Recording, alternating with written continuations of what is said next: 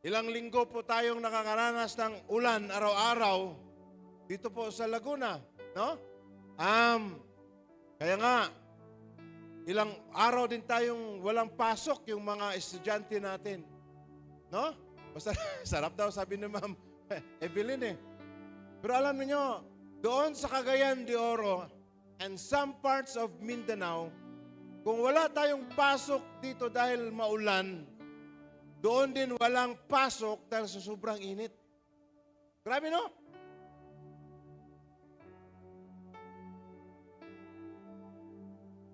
Ang local government ng Cagayan de Oro and I believe some parts of Misamis Oriental sa Mindanao, walang pasok dahil mataas po, sobrang init. Dahil dito naman sa atin, sobrang ulan at sobrang baha. Abnormal ho talaga ang panahon natin ngayon.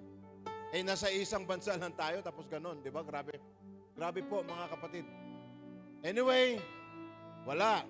Nandito na ho tayo sa panahon nating mas hihigpitan ho natin ang ating pananampalataya sa Panginoon. Huwag ho tayong bibitaw.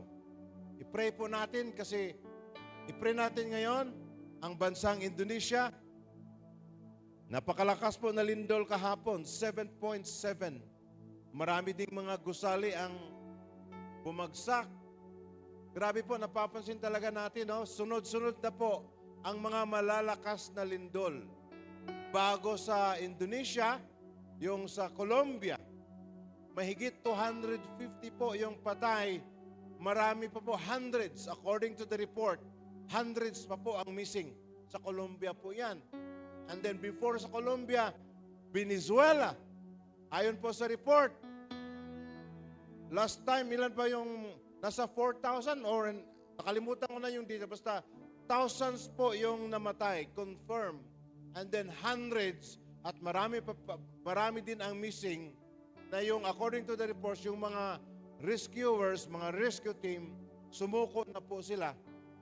Dahil hindi na nila kaya, dahil yung place na kung saan gumuho yung maraming building, talagang maaamoy na ho nila yung mga hindi magandang amoy. And then, natandaan natin dito sa Mindanao ulit, yung malakas din na lindol. Hallelujah. Ito po ay mga ano lang, mga warning, mga signs na binigay ho sa atin ng Panginoon. Napakalinaw ang sinabi at direct po yung sinabi ng ating Panginoong Jesucristo. Mga pangyayaring ito ay mga nagbibigay sa atin ng hudyat. The Lord is coming very, very soon. At yun po ang pinaka-excited na pangyayari na hinihintay ng mga anak ng Diyos. Amen! Sa langit, wala nang baha. Wala nang flood control. Wala nang sobrang init. Sa langit, wala nang kalungkutan. Grabe. Walang karamdaman. Kasiyahan. Kasama natin ng Panginoon araw-araw. Kaya, itong mga pagsubok natin ngayon, mga ano lang to, pansamantala. No? And the Lord allow all these things, hindi upang ma-discourage at tumigil tayo sa ating pananampalataya. The Lord allow all these things para mas magiging matibay pa po tayo. Amen! Kaya tuloy-tuloy tayo sa ating personal Bible reading. Kumusta na po? Salamat at mga nagbabasa ng Bible sa mga group chats, nagpo-post. Luwalhatiin po ang Panginoon. Amen? Sa men's department, salamat po. Sa pangunguna po ng ating leader, Sir Dennis at Pastor Paul, at sa lahat ng officials ng men, sa women, sa pangunguna po ng ating presidente, si Ma'am Rose, at sa young people, sa pangunguna po ni Sir Jeremy, at Anita, at sino pa yung mga leaders natin sa youth. Okay? Salamat po sa buhay ninyo, bawat isa. Yan po ang kailangan natin sa body of Christ sa panahon ito. Magkakaisa po tayo at magtulong-tulungan sa ating paglilingkod sa Diyos. Manalangin ho tayo, i-pray natin yung, sabi ko kanina, yung Indonesia. At At saka yung mga, i-pray natin higit sa lahat yung mga survivors. We thank you so much, Lord, sa mga naririnig at sa lahat ng mga nararanasan naming mga pangyayari sa paligid namin ngayon, maging sa buong mundo. Hindi ho kami dapat matatakot at hindi kami magugulat. Dahil ang lahat ng ito ay malinaw mong sinasabi sa iyong salita. Dahil ang mga ito ay naghuhudyat ng iyong napakalapit ng pagbabalik. I pray, maging yung mga nakaranas ng lindol, malakas na lindol kahapon sa bansang Indonesia. Lord, we pray sa lahat ng mga family, mga survivors, na ang sitwasyong ito ay maghahatid sa kanila upang mananampalataya sa inyo in the mighty name of Jesus. We pray for comfort and strength sa lahat ng mga survivors na aapektuhan ng lindol. Ngunit higit sa lahat, we pray for their salvation in Jesus' mighty name. Salamat, Panginoon. And we pray maging sa Colombia, Lord, we pray for a revival to take place in Jesus' name. Maging sa Venezuela at sa bawat bansa sa buong mundo, Panginoon. Pakialaman po ninyo, Diyos, maging ang bansang Pilipinas. Lord, salamat. You are exposing all the works of the enemy in this country in the mighty name of Jesus. Kaya itong mga nagsilabasan ng mga issue ng corruption, hindi ho kami dapat mabibigatan. Magpapasalamat kami sa iyo, Lord, dahil ikaw pa rin ang may control, ikaw pa rin ang may hawak. And you are exposing the works of the enemy, Panginoon, dahil ikaw pa rin ang naghahari sa aming bansang Pilipinas, hindi ang tao. At sa bansa namin, Lord, ang inyong kalooban ang masusunod. We pray for your righteousness, your holiness, your mercy, and your justice to reign dito po sa bansang Pilipinas in the mighty name of Jesus. And we pray for our government leaders sa national at sa local, na sila po ay magkakaroon ng tunay na takot sa inyo. Dahil alam namin, Lord, pag sila po ay may takot sa inyo, hindi na ho sila gagawa ng katiwalian. Salamat, Panginoon. Lord, patuloy po ninyong gagamitin ang bawat Pilipino upang kami po ay maging tagapagbahagi ng inyong salita. Lord, we pray for our lawmakers. Makialam ho kayo sa loob ng Senado. Makialam po kayo sa loob ng Kongreso, Panginoon. Lord, we entrust to you the hearts and the lives of all congressmen, of all senators. Lord, huwag mo silang payagan na gagawa ng batas na salungat sa inyong kalooban, Panginoon. Gabayan po ninyo sila, Lord. Ano man ang kanilang mga planong personal ay hindi magtatagumpay in Jesus' mighty name. And we pray for the body of Christ sa bansang ito, Panginoon, na kami po ay magkakaisa to share the gospel, to shake this country upside down for your glory and for your honor. Salamat din, Lord, sa inyong mensahe sa umagang ito. I speak blessings sa bawat isa na naririto. Our hearts, ang aming mga isipan, buksan po ninyo, Panginoon, at maintindihan namin ang inyong salita at ang inyong katotohanan. In Jesus' mighty name. Lahat po ng buhay ay magsabing amen. Amen. So yung hindi nagsabi ng amen, ano ba ang opposite ng buhay? Salamat sa Panginoon. Every time po, magkita-kita ho tayo rito, talagang nakaka-bless. Mukha pa lang ninyo. Sorry po noon, sabi ko, pangmumukha pa lang ninyo. Mali pala yun, no? Yan ang mahirap sa mga Bisaya pag nagtagalog. Ang mga malambot na salita, ginawang matigas. Di ba? Ang matigas na salita, ginagawang malambot. Pero lamang pa rin kaming mga Bisaya. Dahil marunong kaming magtagalog. Amen? Amen?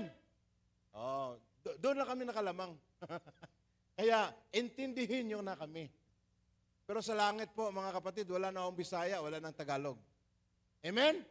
Hindi ko lang alam kung anong lingwahe doon. Basta ang alam ko lang, wala nang Bisaya, walang Tagalog, walang Waray, walang Ilonggo. Pamilya ng Diyos. Amen? At hindi ko lang alam kung ano ang itutuloy ba natin yung pagka-Cebuano, pagka-Tagalog natin doon, pagka-Waray, pagka-Ilonggo doon, hindi ko lang alam. Si Kristo na po ang bahala doon. Ang mahalaga, nasa loob tayo ng kanyang kaharian. Amen? At I'm sure, ano man ang lingwahe doon sa langit, magkakaintindihan pa rin tayo. Truth over or truth above tradition. Ang katotohanan ay higit pa sa tradisyon ng tao. Yan po ang titulo ng aking mensahe ngayong umaga. Ako po ay nagbabasa sa aking devotion at ito po yung, actually itong message na ito, nung ako po ay nagbasa sa Book of Mark po, just nagbibigay lang ho sa akin ulit ng reminders, no, na hindi po lahat tradisyon ng tao ay naaayon sa salita ng Panginoon. Kaya magiging susi daw ng kaharian nandoon sa bag. Sorry. Kaya magiging maingat po tayo. Sa bulsa, madam, sa bulsa. Huwag sa kita kasi, ano yan, kape yan. Lalong-lalo na dito sa Pilipinas. Ang mga Pilipino po, kilala ho tayong mga religious. No? Religious tayong mga tao. At kaya, isa din, masyado tayong mapaniwala sa mga pamahiin. Pagdating pa lang sa Pilipinas, mayroon ho tayong mga tradisyon na kailangan nating ipagpatuloy dahil ang tradisyon na ito ay naaayon sa salita ng Panginoon. Okay? May mga tradisyon tayong dapat itutuloy ho natin. Lalong-lalo na pagdating sa paggalang natin sa mga nakakatanda. Nandun sa bulsa, wala? Okay. Dapat ho natin ipagpatuloy yun. Yung pagmano. Okay, tradisyon na talaga ng Pilipino, hindi naman tayo kiss, di ba? Yung mga kiss, Western yun. Sir Renz, glad to see you. Thank you po. God bless. Si Sir Renz ay nasa, saan po kayo, sir? Sa Bicol?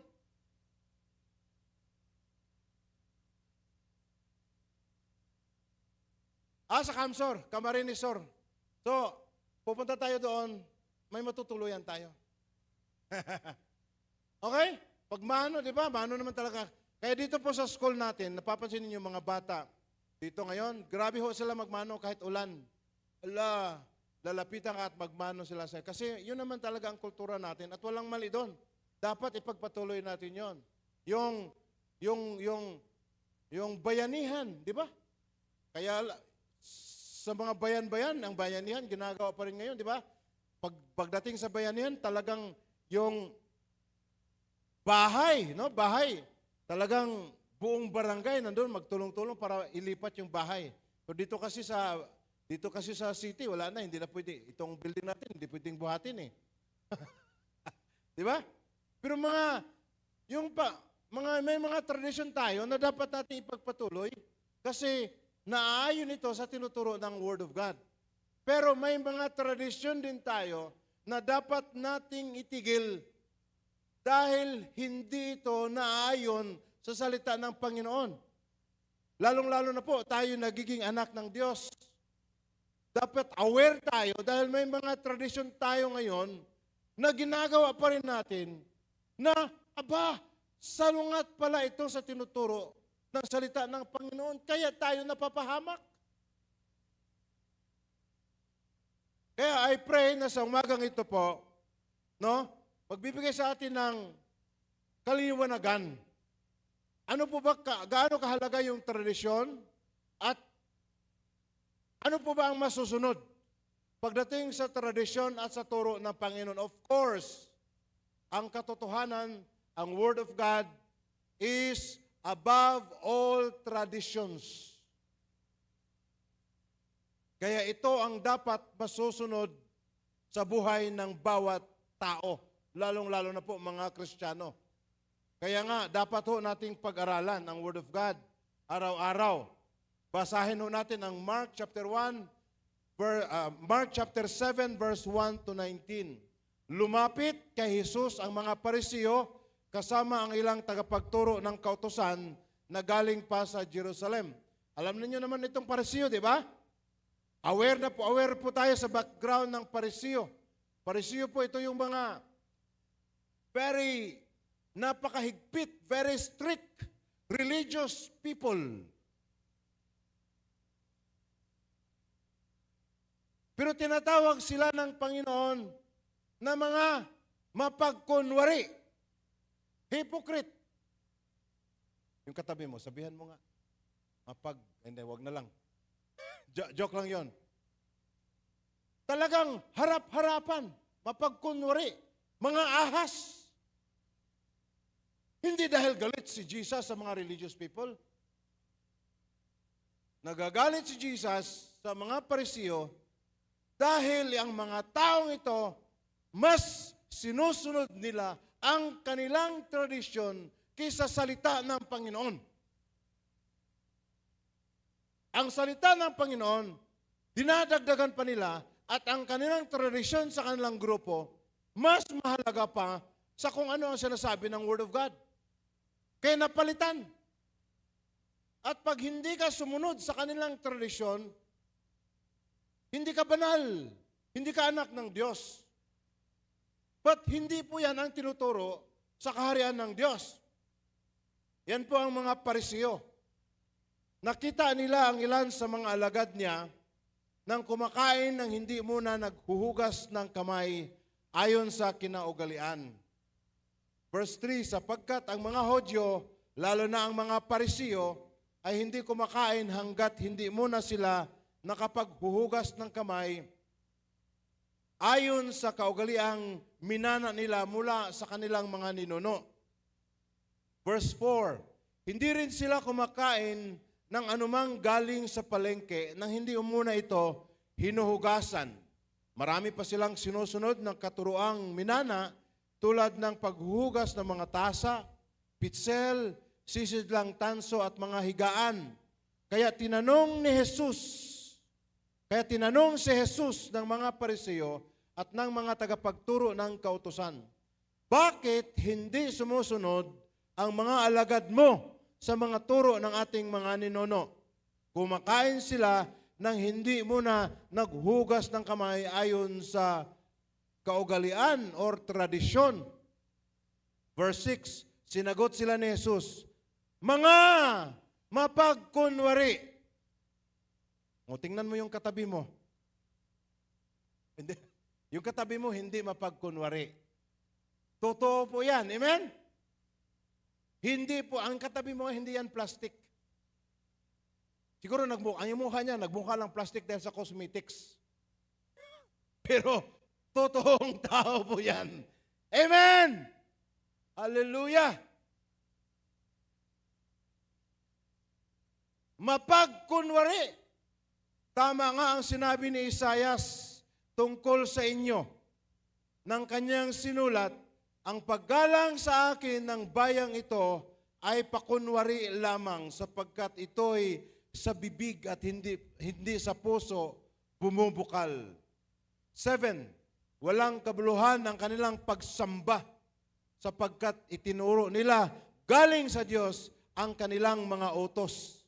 So biro mo, kaya open rebuke si Jesus sa mga Parisiyo kasi tinuturo nila sa kanilang congregation na ang kanilang tradisyon ay tinuturo daw ng Diyos. Tinuturo nila ang kanilang tradisyon ay nanggagaling sa Diyos. Ibig sabihin, totally pinalitan nila ang Word of God sa pamamagitan ng kanilang tradisyon. Verse 8, winawalang kabuluhan ninyo ang utos ng Diyos at ang sinusunod ninyo'y mga katuruan ng tao. Verse 9, sinabi pa ni Jesus, ang gagaling ninyo. Wow! Una, ano yon? Mapagkunwari. Tingnan mo yung sa kanan. Ang gagaling ninyo. Tingnan mo yung sa kaliwa.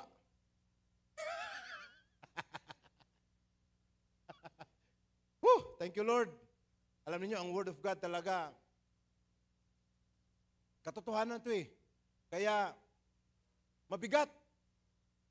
At magkukos siya ng division. Lalo na ang puso mo ay resistant, ayaw mong tanggapin ang katotohanan. Pero pag tatanggapin mo ito masakit man, ito ay lunas. Amen? If you know the truth will set you free. Magbigay ito ng freedom. Ang gagaling ninyo para lamang masunod ang inyong tradisyon. Pinapawalang bisa ninyo ang utos ng Diyos. Totoo po ito sa kultura at sa tradisyon ng mga Hudyo at mga Parisiyo. Totoo po ito maging sa panahon natin ngayon.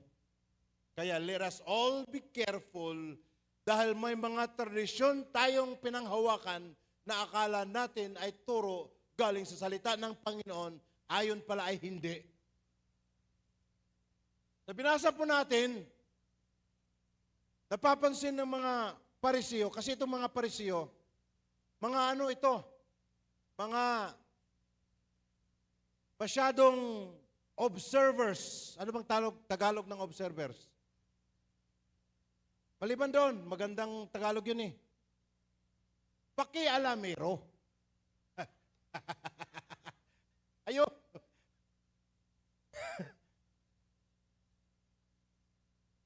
Bawat galaw ng Panginoong Jesucristo at kanyang mga disciples, nandoon yung mga Parisiyo. Nakatitig palagi. Hindi dahil nais nilang susundin ang Panginoon, kundi para lang nila mahahanapan ng mali ang Panginoon at ang kanyang mga disciples, mali based sa kanilang tradisyon. Kaya sa oras, sa sitwasyong ito, napapansin ng mga Parisiyo na pag naghugas ka ng kamay, mali. Tama po yun, di ba? Pag naghugas ka ng kamay bago kumain, magandang practice po yun. Malinis. Walang mali doon. Ang mali na ayaw ni Jesus, ang tinuturo kasi ng mga Parisiyo, hindi sila kumakain pag hindi sila nakapaghugas ng kamay, kasi seremonyas talaga ito. Hindi sila basta-bastang maghugas lang ng kamay. Kung anong gusto nilang paraang mahugas, talagang seremonyas yung paghugas nila. Galing dito sa elbow, papunta sa daliri, talagang step by step, ginagawa nila yon. At pag hindi nila ginagawa yon, ang kanilang tradisyon ay nagtuturo na sila ay hindi na banal. Kaya hindi lang ho about sa ordinary washing of hands. Pag hindi na ho sila naghuhugas ng kamay bago kumain, ibig sabihin, it will also affect sa kanilang spiritual life. Na pag hindi sila naghugas ng kamay bago kumain, hindi na sila banal. Hindi sila pure. Which is, hindi naman sinasabi ng Panginoon, at basahin mo ang Genesis hanggang Revelation, walang tinuturo ang Word of God na pag hindi ka naghugas bago kumain, hindi ka na banal. At ginagamit na ito ng mga Parisiyo na pang hatol ng ibang tao. Pag may nakikita silang tao na hindi naghugas ng kamay bago kumain, ang taong ito ay makasalanan. Hindi karapat-dapat sa kanilang grupo. Hindi karapat-dapat tawaging anak ng Diyos. Ganon sila kalala. Hindi lang ordinary, hand washing. Kahit yung maghugas ng tasa, mga gamit sa bahay, ginagawa nila ceremonially. Talagang Step by step. Step 1. Hindi ka pwedeng tumalon ng step 2. Ay hindi ka pwedeng tumalon agad sa step 3. Kailangang daanan mo ang step 2. Kasi pag hindi mo yan nasunod, bagsak ka. At kaya nga harap-harapan, sinasabi ni Jesus sa kanila,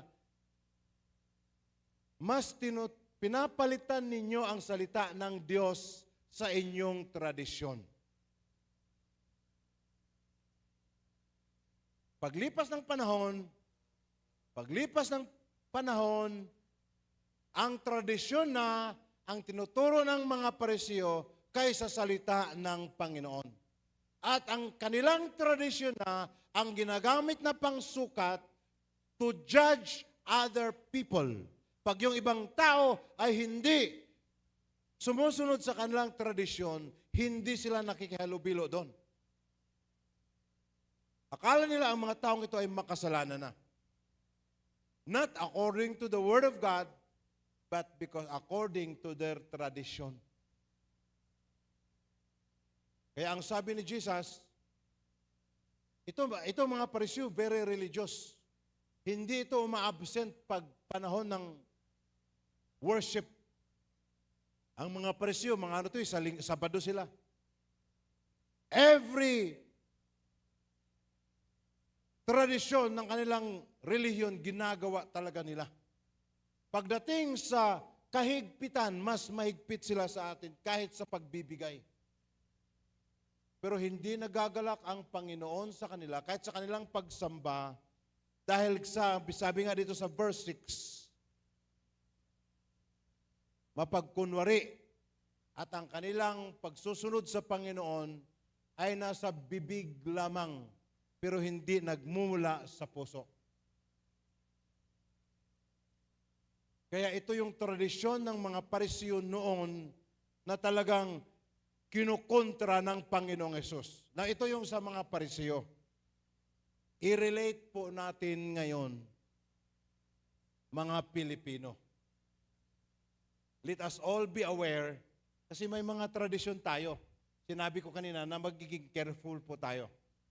But before that, throughout this verse, magbibigay lang ako muna ng 3 points. 3 points para may mariritin tayo. Binasa natin sa Mark 7, verse 1 to 14. Dito po, point number 1, mababasa ho natin dito na ang salita ng Diyos ay higit pa sa tradisyon ng tao. Okay?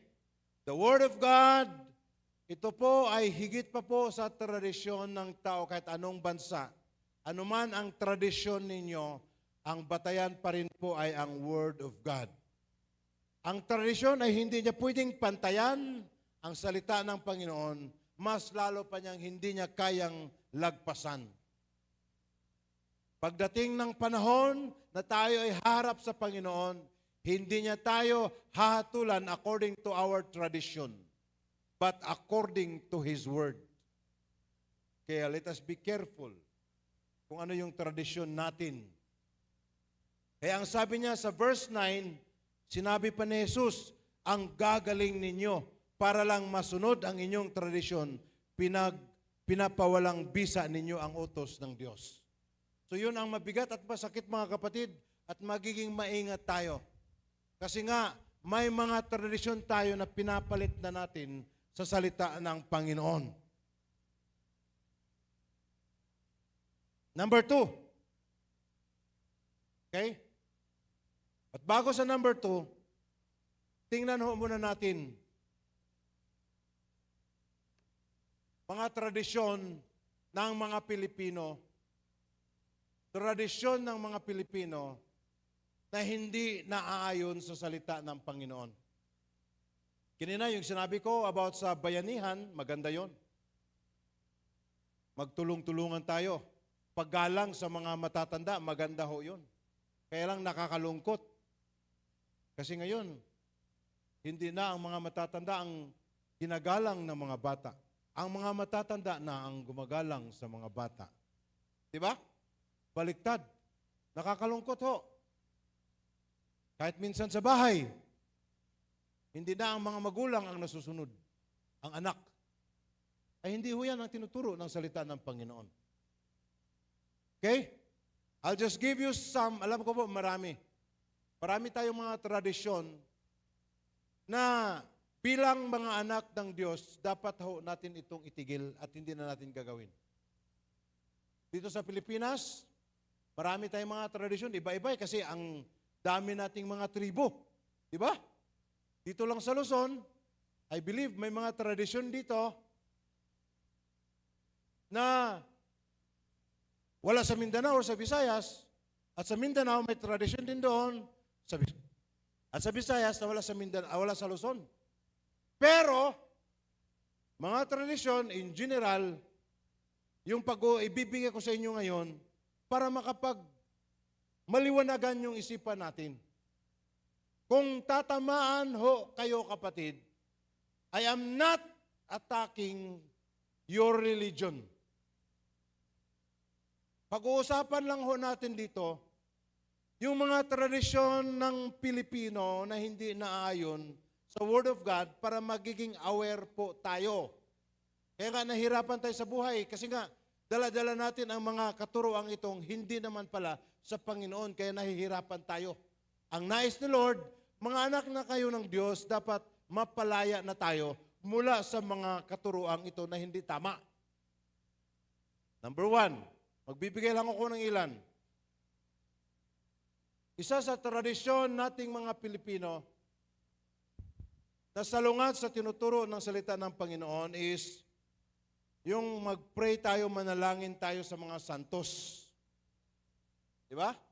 Or, naghihingi tayo, nanalangin tayo sa kanila, at the same time, nag-pray tayo sa kanila, naggagabayan tayo. Isa po itong tradisyon, mga kapatid, na totally salungat sa tinuturo ng salita ng Panginoon.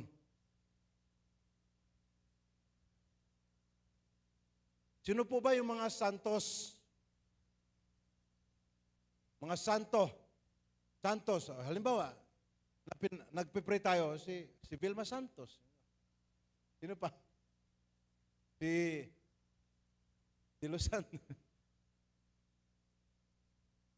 Mabigat ho. Kasi nakasanayan na ito sa ng mga Pilipino for how many centuries. Kaya akala natin, ito po ay naayon sa salita ng Panginoon.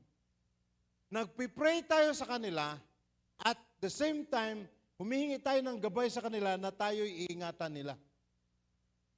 Lalong-lalo na po sa nagpipray ang mga sa mga, yung pagsabi natin mga santos, automatically nag-refer yun sa 12 disciples. At saka yung mga iba pang mga santo na dinideclare na santo, iba at sa ibang mga tao na dinideclare ng santo ng ibang relihiyon. Pero ayon sa salita ng Panginoon, hindi ho natin, ito po yung tradisyon na dapat hindi po natin gagawin. Manalangin at hihingi lang ho tayo ng gabay sa ating Panginoong Jesucristo. Walang iba. Mabigat ho. Pero ito po ang katotohanan. At hindi ho natin pwedeng iwasan ito. Kasi dapat ho mabuksan ang ating isipan. Huwag mong isipin kung ano ang relihiyon mo, kapatid. Isipin natin ang Word of God.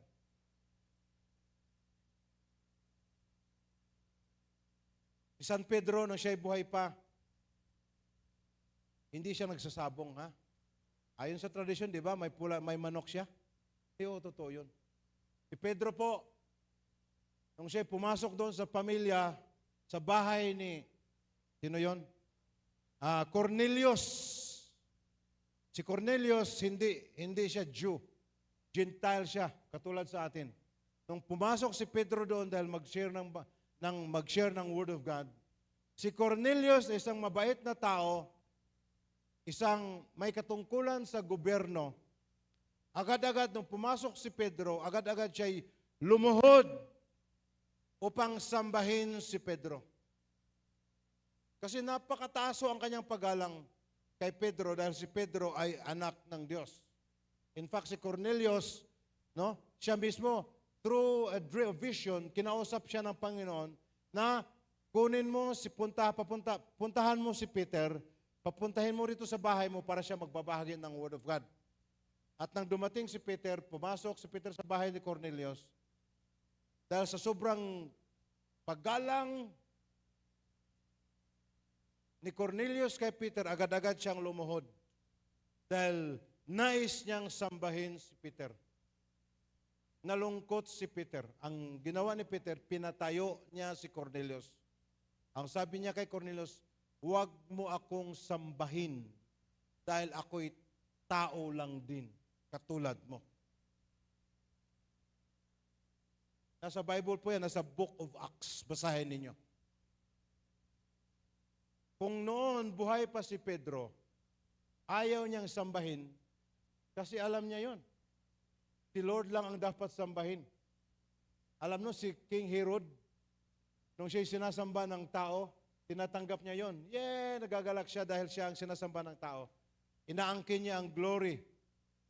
On the spot, on his throne, siya ay pinatay ng angel of death.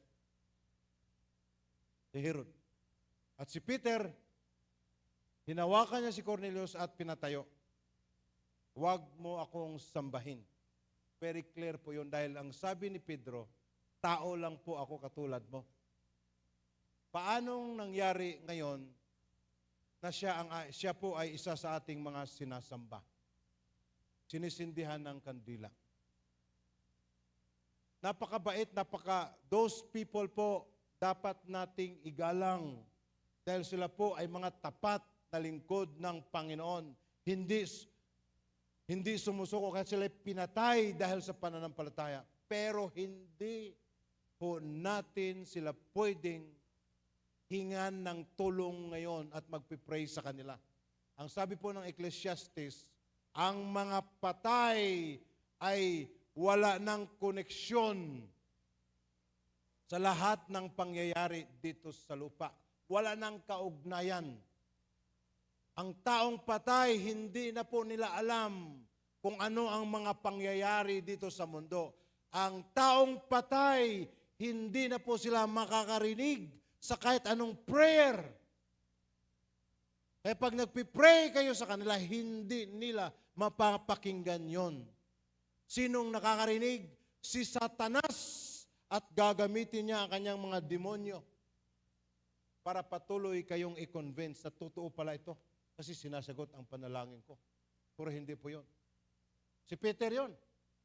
And then, si Pablo, nung siya po ay pumunta sa Ephesian ba yun? Sa Efeso, binigyan siya ni Lord ng kapangyarihan gumawa ng himala. Isang taong hindi makalakad since birth. Biro mo ha? Hindi makalakad simula nung siya'y isinilang.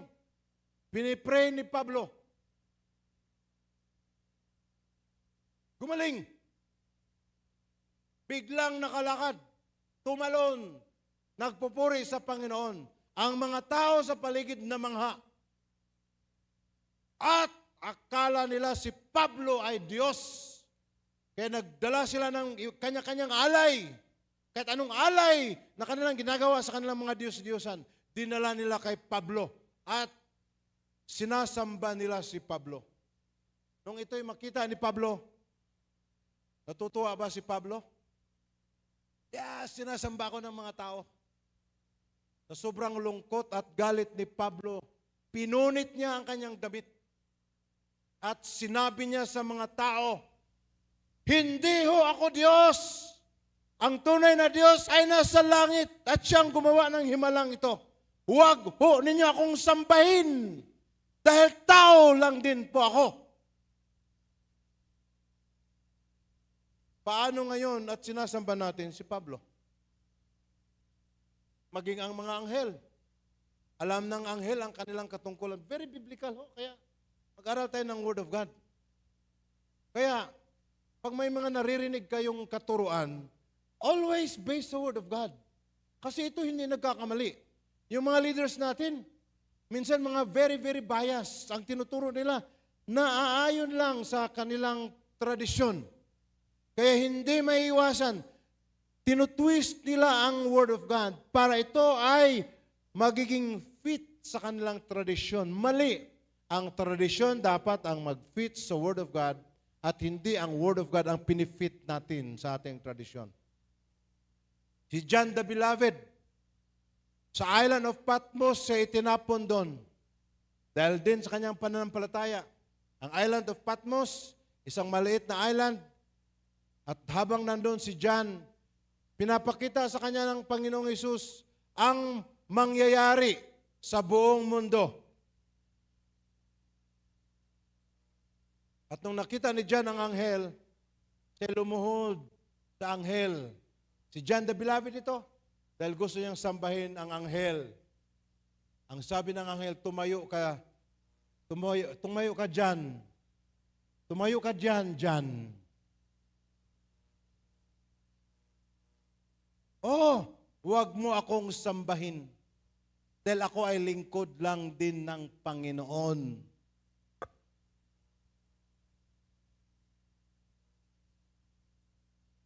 Kahit anong pray natin, mga kapatid, yung mga disciples at kahit anong santo,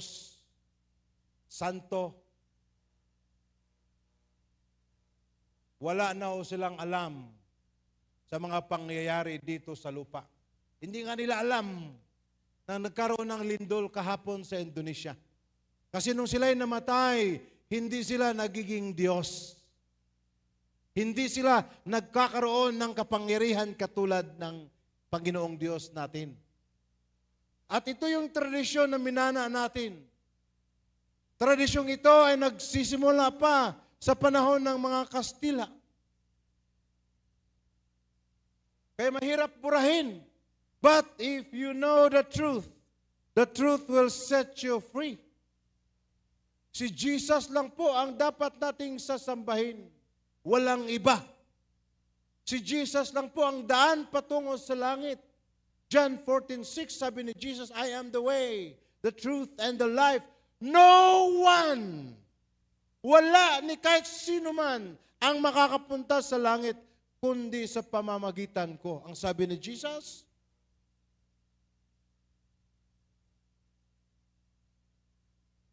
you study the Word of God, kapatid. Alam ko, nabibigatan ang ilan sa inyo, pero kailangan nating sasabihin ang katotohanan. Kasi ito yun. Mga tradisyon, akala natin ay tama kasi binabanggit naman natin ang pangalan ng Panginoon.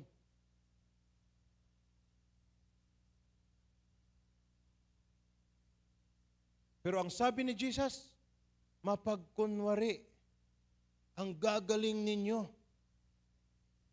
Pinapalitan ninyo ang Word of God sa inyong tradisyon. Wow! Warning po yan ni Jesus, hindi lang sa mga Pariseo, maging sa atin ngayon. Hindi ho tayo magkakaroon ng breakthrough sa buhay natin kung marami pa po tayong tinatawag na Diyos maliban sa ating Panginoong Jesucristo. Ito po ay sinasabi ko po dito sa harapan. Dahil ito po ang kalooban ng Panginoon na dapat isa sa atin ay makakarinig. Yung mga disciples, nung sila'y buhay pa, ayaw nilang magpasamba. Paano na lang kaya ngayon? Amen? Wala nang nag-amen. Dahil, inaantok na. Hindi. Ganun ho talaga. Magiging sa panahon natin ngayon, hindi lang yung mga santo, dami nating mga Diyos-Diyosan eh. Gadget nga natin, di ba? Gadget natin, pwede nang magiging Diyos-Diyosan yan. Anything na mas pinapahalagahan natin kaysa Panginoon, Diyos-Diyosan na po yun. And let us be careful na hindi natin papalitan ang Word of God, hindi natin papalitan ang Panginoon sa ating sariling Panginoon.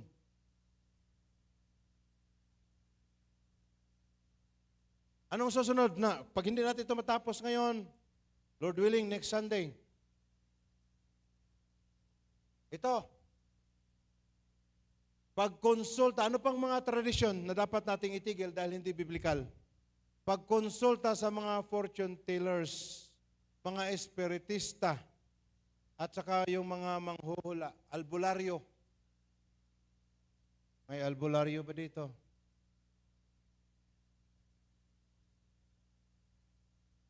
Doon sa bansang pinupuntahan namin, ang daming mga fortune tellers nakahilira sa iba't ibang mga public markets.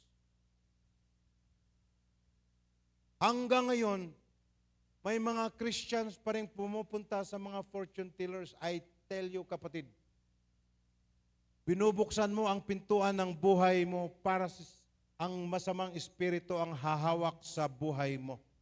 Mahigpit po itong pinagbawal ng Panginoong Jesucristo. Ang lumapit sa mga fortune tellers, yung mga pumunta kayo, magbayad kayo, di ba? At sabihin mo, magpahula pa kayo kung siya na ba talaga ang magiging ano mo. No? Kung ano na lang. Kapatid, minsan nakakatawa pero hindi ito ordinaryong tradisyon. It involves spiritual na mga bagay na actually when you are pumunta ka sa mga fortune tellers, mga masasamang espiritu ang nakikipag-communicate ka sa mga masasamang espiritu. Mga manghuhula, basahin mo nga anong nakasulat ng palad ko. Paano niya basahin? Hindi nga yan nagtapos ng grade 1 eh. Diba? Naniniwala tayo doon. Minsan nakakatawa. Pero hindi ho yan biblical. Kaya kung kayo po pumupunta pa rin sa mga espiritista at mga espiritisto at saka kung anong mga to at ta, humingi na po kayo ng tawad sa Panginoon at humingi kayo ng covering sa Panginoon. Huwag na po kayong lumapit doon. Alam niyo kung si Lord ang susundin, sa Old Testament, ang susundin natin, ang utos niya sa mga Israelites, anong gagawin doon sa mga fortune tellers? Papatayin ninyo. Kasi ililigaw kayo ng mga taong ito. Pero sa panahon natin ngayon, it's not our pagkasala tayo pag pinapatay natin sila. Pray, walang mahirap sa Panginoon. Kaya kung kayo po ay naniniwala at lumalapit pa rin sa mga fortune tellers, mga Christian na pero gumagamit pa rin sa horoscope, ang zodiac sign ko ay Scorpion. Kaya pala, poisonous. Kaya pala masyadong maritis kasi Scorpion. Tanga. Tanga ba yun sa Tagalog? Yung Scorpion, anong tanga? Tanga, Bisaya yun eh. Hindi tanga ha, kasi iba yung tanga. Tanga. Ayun nga, sabi ko nga sa inyo, mahirap magtagalog. Huwag na huwag, please. Hindi ako nagmamakaawa sa inyo. Sinasabi ko lang sa inyo ang katotohanan.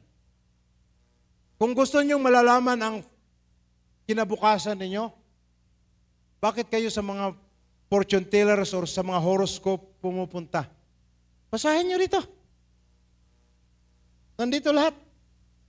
Anong sabi niya? Jeremiah 29:11. My plan for you is to prosper you and not to harm you, to give you a good future. Ba't pa kayo pupunta doon? Sinasabi na ni Lord. At nung nakipag-usap ka sa kanila, hinahayaan mo ang mga evil spirits na papasok sa buhay mo at sa pamilya mo. Kaya kahit kailan, kapatid, hindi ka magkakaroon ng kapayapaan at katahimikan sa loob ng pamilya. Dahil inyayahan mo ang puwersa ng kadiliman na magiging stronghold papasok sa buhay mo. Kaya ngayon, kung ginagawa mo yon, may mga horoscope kayo sa bahay, tapon ninyo ang mga bagay na yun. Kasuklam-suklam iyon sa harapan ng Panginoon. No? Ano pa? Mga tradisyon.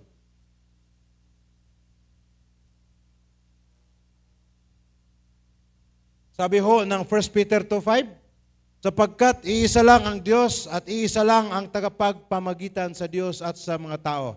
Ito'y walang iba, kundi ang taong yun. Ayun, hindi pa nasulat ng verse. Si Kristo lang. Ang mediator between God and men, tagapagpagitna, hindi ang mga espiritista, hindi ang mga fortune tellers, hindi ang albularyo. Nakaranas na kayo ng albularyo, lalo na sa bundok, naranasan ko na yan. Ang lamig-lamig dito sa ulo ko kasi inihipan eh. Pag ano ko ng ganun, parang may malagkit ah.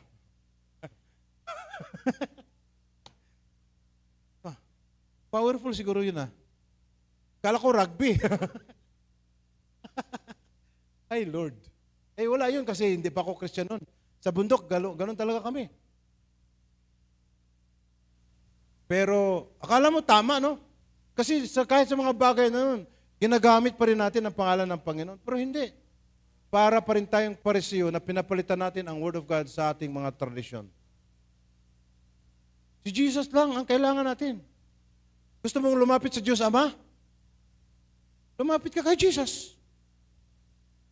At lumapit ka kay Jesus, hindi mo na kailangan mabayad.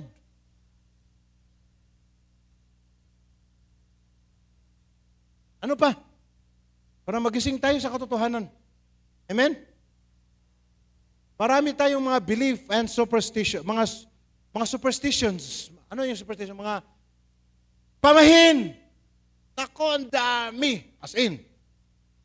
Dami talaga ginagawa pa ngayon. Gusto ko sana i-flash, wag na lang. Isa rito mga pamahin na hindi naman walang katotohanan mula sa Bible. Bawal magwalis paggabi. Di ba? Mawawala daw ang swerte. O mawawala ang pera. Umaga pa lang, wala ng pera eh. Anong mawawala doon? Bawal magputol ng kuko sa gabi. Di ba? Kasi, malas daw yun. Ay, of course, malas talaga yun, lalo na sa bundok. Pag nagputol ka ng gabi, ng kuko, gabi, walang kurente doon, madilim. Pag naputol, pati yung daliri mo. Kasi hindi mo makita. May malas. Bakit bawal? No. Bawal maligo kapag bagong gupit. Naku, ang hirap nito, no? Mga pamahiin na wala namang katotohanan. Huwag humarap sa salamin habang natutulog. Paano ka humarap? Natutulog nga eh, di ba? Paano? Dahil daw, anong reason?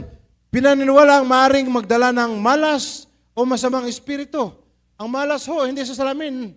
Walang malas, na kay Kristo lahat.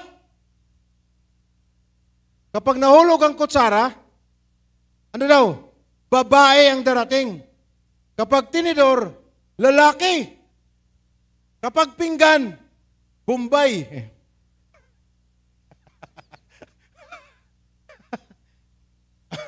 So, mga kapatid nating mga kala na kayo. Kapag nakagat ang dila, may taong pinag-uusapan ka. Kapag kumati ang palad, ay may alipunga. Alipunga ba? Kamay, ano tawag doon? Hindi. May sakit sa balat pala yun eh.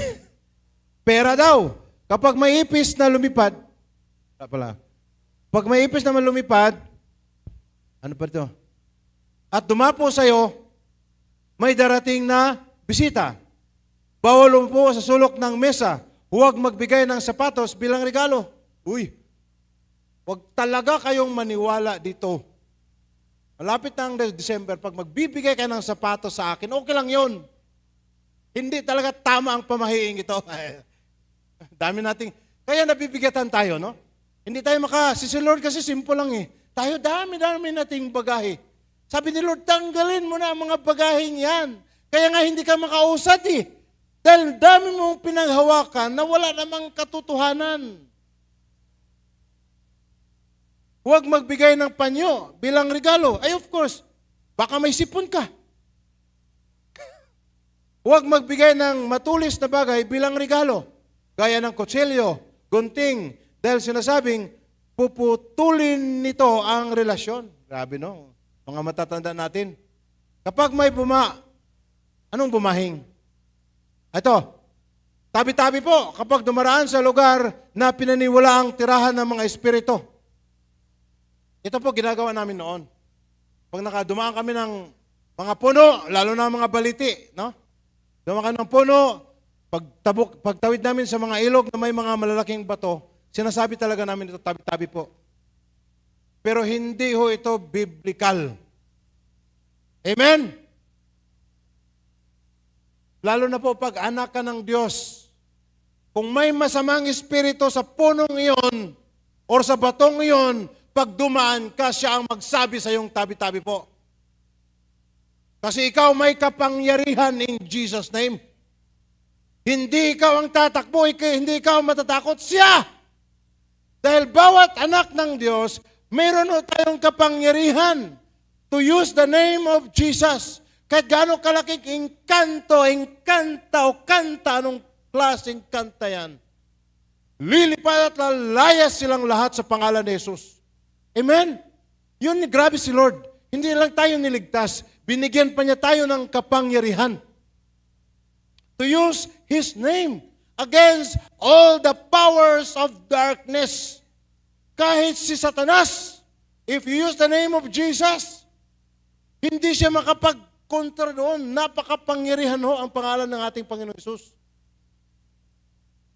Kaya kahit gaano ka dilim, kalaki yung mga bato, huwag kang magtabi-tabi po. Mga tradisyon yan na hindi ayon sa salita ng Panginoon. Ibig sabihin, ginagalang mo sila. Ang bait mo naman. Mga tradisyon na walang koneksyon. Lalo na pag anak ka ng Diyos.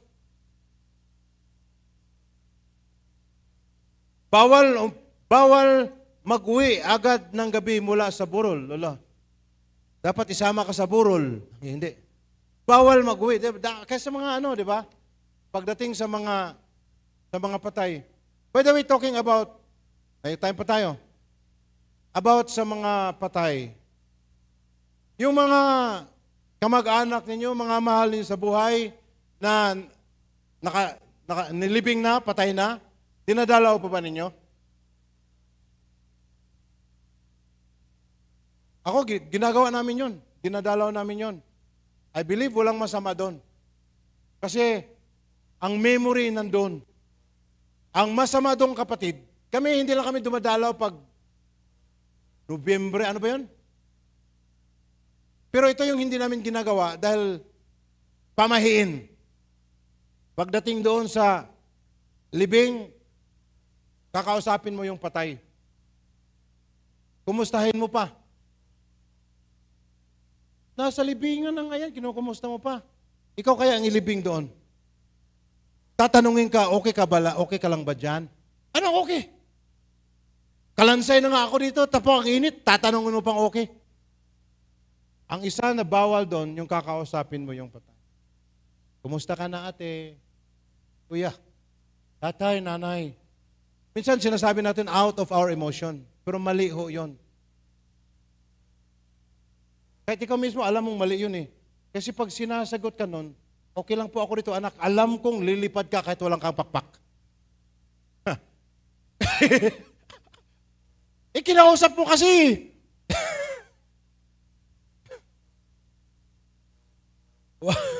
Wala yun sa Bible. Pag-uwi kami sa Mindanao, yung mga magulang namin on my side, kahit kay Ate Leonie, dinadalaw namin yung puntod nila doon. Pero hindi ho namin sila kinakausap. Just part of the memory. Instead, pagdating namin doon sa libingan, of course, naglilinis kami doon. Kasi nga, para magiging blessings naman kayo sa mga katabing, di ba, yung mga buhay. Oh, grabe. Bakit sira na, hindi na inayos itong libingan? Ano yan kasi sila, mga born again yan, hindi na, di ba? Nasisira yung testimony mo. Pagdating doon, hindi namin sila kinakausap. Kumusta na kayo dyan? Hindi. Kasi sabi nga ng Bible, wala na silang koneksyon. Hindi na sila makakarinig sa mga sinasabi mo. Pagdating doon, magpipray na lang kami, magpasalamat kami sa Panginoon. Lord, thank you for the memory. You use their lives para nandito kami ngayon. Ganun. Pero yung bigyan mo pa ng biko, bigyan mo pa ng suman, kung ano yung iniinom niyang alak noon, ilalagay mo pa doon. Kaya araw at tingnan ninyo yung nag-alaga ng sementeryo, palaging lasing. Hindi ang kaluluwa ng mga mahal sa buhay ninyo. Yung nag-aalaga ng sementeryo, busog, lasing pa, busog na. Ang dami-dami mo nilagay doon sa ibabaw ng puntod. Mahal-mahal pa. Hindi nakakainin ng mga mahal. Kasi nga, wala na ho silang pakya. Wala na silang koneksyon. Pagdating doon, magpapasalamat na lang kami sa Lord dahil ginamit sila o sa buhay namin. Pag-iiwan man kami ng bulaklak doon, part of memory. Kasi ang napakagandang yung bulaklak eh. But it's not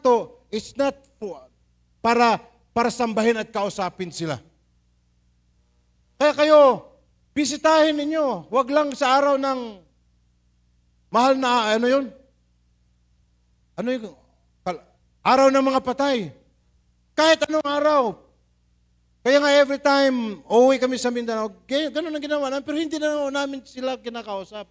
And then pag alis namin, bye-bye, ma. Bye-bye. Kung sasagutin ka noon ng, see you again. Ha? Marami tayong mga tradisyon na talagang as mga believers at anak ng Diyos, kailangan natin putulin. Saka paglabas pa, aywan ko dito sa Luzon, pero sa amin sa Mindanao, paglabas namin ng sementeryo, gagawa muna ng, ano bang tawag doon? Magpausok muna. Tapos, hindi ka pwedeng lalabas sa sementeryo pag hindi ka dadaan sa ibabaw ng usok na yon. Wala nang mga tradisyon, pamahiin, na totally, as believers, anak ng Diyos, talagang gukupitin mo na yon. Kasi hindi na siya tinuturo sa Word of God. So, dadalawin niyo yung mga patay, yung mga mahal sa buhay niyo sa sementeryo. Pagdating doon, magdala kayo ng bulaklak, huwag niyo sindihan ng kandila. I will not teach this one kasi iba-iba ang prinsipyo natin pagdating sa kandila. Magdala kayo ng bulaklak. At hindi naman yan para sa kanya. Memory ninyo yun. Diba? Ang bulaklak ay, bakit ka magbibigay ng bulaklak? Dahil mahal mo ang tao. Diba? Oh. Bakit mo siya bibigyan ng bulaklak kahit hindi nang hingi? Dahil you want to express, gusto mong ipapakayag na mahal mo siya. Ganon din kami. Bumibili kayo ng bulaklak, hindi dahil, amoy-amoyin mo na to ha. Ang dami ho nating mga tradisyon, mga mithiin, pamahiin na minana pa natin sa panahon ni Magellan. Hanggang ngayon, kaya nabibigatan tayo sa ating spiritual life. Amen? Nagbabayad tayo ng malaki ng pera para i-pray, ipanalangin natin yung mga yumaon nating mga mahal sa buhay. Magbibigay ka man ng 1 billion, kung nasaan yung mahal mo sa buhay, hindi na po yan ililipat ng Panginoon. No amount of money can change the decision, eternal decision na ginawa ng taong yun. Amen? Kaya wala na. That is why, palagi ko kayong in-encourage. Magbasa kayo ng Word of God para malaman natin ang katotohanan. Ano pa? Offering food, sinabi ko na ito kanina. Magsuot ng mga amulets or anting-anting. May mga nagsuot ba ng anting-anting dito? Bawal po yun. Ayon sa salita ng Panginoon. Kami noon, alam mo na, taga-bundok, tapos hindi pa kami, ang reliyon kasi namin noon, iba eh. May kami, may Panginoon kami. May tao kaming isang politiko na inaakala naming Panginoon namin. Kung lahat ng mga sinasabi niya, sinusunod namin yun. Lahat ng mga sinasabi niya, akala namin yun ang sinasabi ng Panginoon. Kaya kahit mga senior citizen, mga mas matatanda pa sa kanya, nagmamano talaga, nagbibless. At kaming lahat, binibigyan talaga ng anting-anting. Kaya ako nung bata pa ako, dami kong dito, nakasabit yon, at saka dito pa sa, biwang. Pangtaboy daw na ng masamang espiritu. Iwan ko lang kung totoo yun kasi kung pagtaboy yun ng masamang espiritu, bakit palaging magulo ang buhay namin noon? Hindi po sa anting-anting nagmumula ang ating proteksyon sa Panginoon. Nung ako naging Christian, tinanggal ko lahat ng mga anting-anting na yon. Sabi nila, huwag mong buksan at huwag mong basahin. May nakasulat na Latin sa loob ng anting-anting na ito, huwag mong basahin. Binasa ko dahil naniniwala ako sa Panginoon. Mababaliw ka talaga kung anong babasahin mo doon. Kasi wala kang mababasa. Walang nakasulat. Di ba? So kung basahin mo, hahanapin mo tayo, talagang mababaliw ka doon. Wala eh. Mga bagay na walang kabuluhan. Ang ating kapangyarihan, ang ating proteksyon ay hindi nagmumula sa mga magical na mga bagay na ito, kundi nagmumula lamang sa Panginoon. Ito yung mga mithin, mga tradisyon na minana natin for how many centuries. Kaya naitatak sa ating puso, kahit tayo mga Kristiyana, ginagawa pa rin natin. But ngayon, kapatid, this morning, I would like to encourage you, if you are doing this, you stop it in Jesus' mighty name. You are inviting sumpa sa buhay ninyo kung patuloy pa ninyo itong ginagawa hanggang ngayon. Kay Lord na lang tayo lahat magtitiwala. Hindi sa mga bagay-bagay na ito na walang kabuluhan at walang sinasabi ang salita ng Panginoon.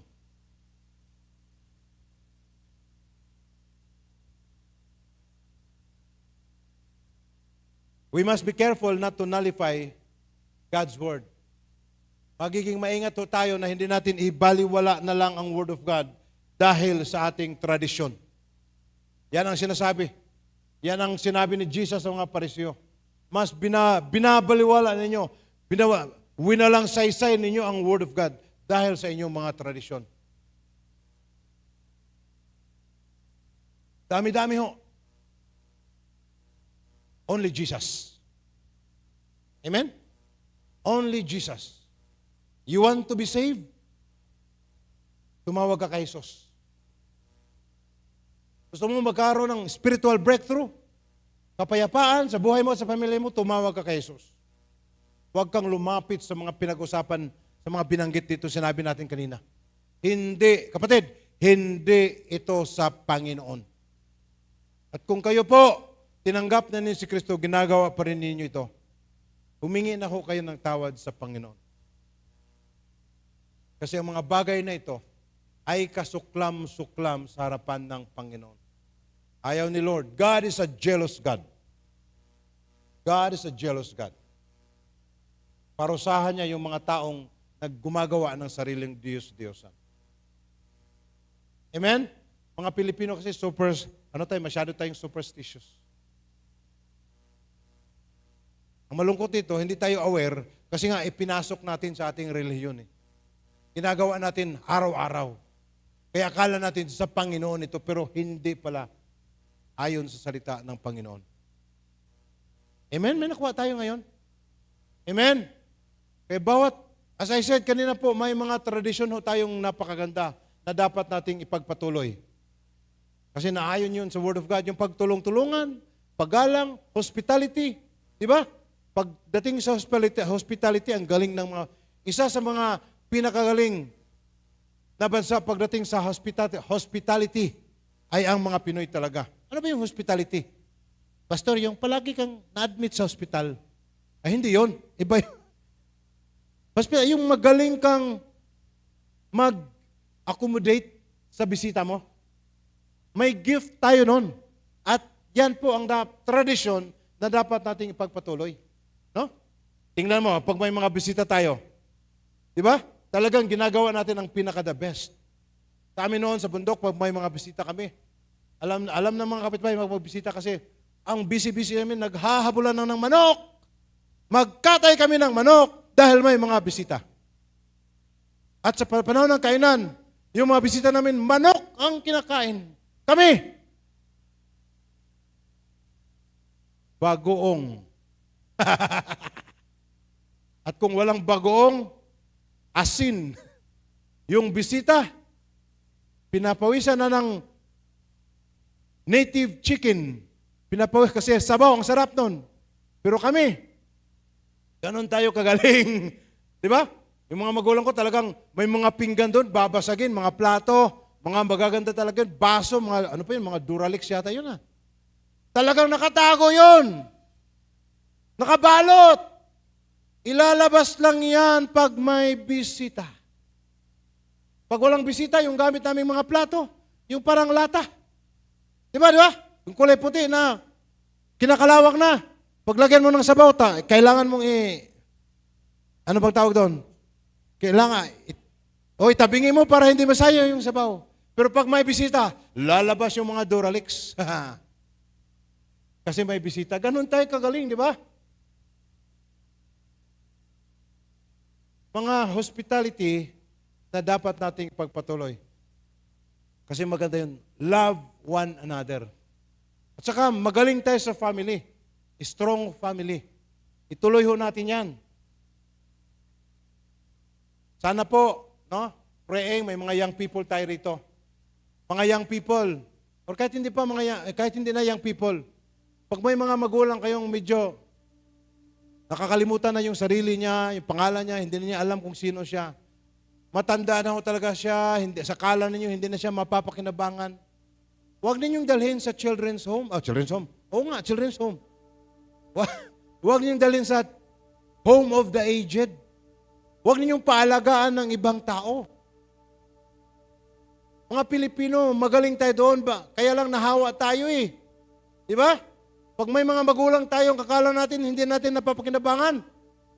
Anong hinihila natin doon sa mga home of the aged at ibang tao ang pinapaalagaan natin sa kanila? Maganda po ba yun? Bakit nung ikaw ay bata pa? Wala pang ama, alam sa mundo, mosmos? Dinala ka ba ng mga magulang mo sa children's home? Ibang nag-alaga sa'yo? Hanggang ikaw ay lumaki, nagkaroon ng trabaho? Mga magulang eh. Ngayon yung mga magulang mo, kailangan nila ng tulong mo. Ibang tao ang pinapatulong. Anong gagawin ng ibang tao doon? Hindi naman mag-aalaga ng mga magulang mo. Anong gagawin na doon? Nagtatrabaho lang yun dahil sa pera. Sahod, binibigyan. Pero wala sa puso yun. Alagaan kaya nila ng mabuti? Hindi. Kaya mga anak, pagtiyagaan ninyo yung mga magulang ninyo kasi nung kayo ay bata pa noon, pinagtiyagaan din kayo. Yun ang isa sa mga kultura nating mga Pilipino, magaling tayo doon. And praying na hindi natin puputulin yun kasi napakaganda. Magkasama tayo sa simula hanggang sa dulo ng walang hanggan. Ba? Kanta ba yun? Pelikula. Ayun! Di ba? Kung yung mga magulang mo matanda na, may edad na di. Tulungan mo. Kung hindi niya kayang kumain mag-isa, pakainin mo. Nung ikaw ay 1-year-old pa lang, ilang buwan pa lang, kaya mo bang kumain mag-isa? Hindi. Pero, nandyan si nanay, nandyan si tatay, pinapakain ka hanggang nagkakaroon ka ng malakas na katawan. Ngayon, yung mga magulang mo, ang nangangailangan sa'yo, itataboy mo na, dadalhin mo na sa ibang pamilya, ibang organization para ibang tao mag-aalaga. Nasaan ang konsensya mo? Ang mga Pilipino, hindi ganon. Ang pagdadamayan natin sa isang pamilya hanggang sementeryo na yan. Amen? Walang iwanan. Kung kayo mga anak, nagiging maayos na yung buhay niyo, salamat sa Panginoon. Kung may unang taong i-bless kayo, hindi yung mga kaibigan ninyo na sumipot na lang nung maging maayos na ang buhay mo. Yung mga magulang mo, kasama mo noon sa hirap at ginawa. Sila yung dadalhin mo palagi sa mall.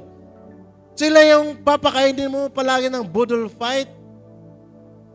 Hindi yung mga kaibigan mong nandyan lang pag may pera ka. Pero yung mga magulang mo nung wala ka pang damit, wala ka pang underwear, na sila na ang mga magulang mo. Sila na ang naghihirap para sa'yo. Amen? Kaya wag ho, no, kahit may available pang home of the aged dito sa Kabuyaw, wag ninyong isipin na one day, dadalhin mo si mama, dadalhin mo si papa doon. Amen? Magdadamayan tayo, magkakasama tayo. For life. May mga kinakausap ko ito ngayon, lalo na mga young people. Kasi ngayon po, very challenging yung mindset ng mga young people natin. Masyadong liberal dahil sa social media. Liberal na hindi na, to the extent na hindi na nila nabigyan ng halaga ang kanilang pamilya. This is a warning for us all. Family is family. Walang makakapalit. Walang makaka-replace sa buhay ng mama mo. Walang makaka-replace sa buhay ng tatay mo. Amen? Let's all stand up. And let's pray to the Lord.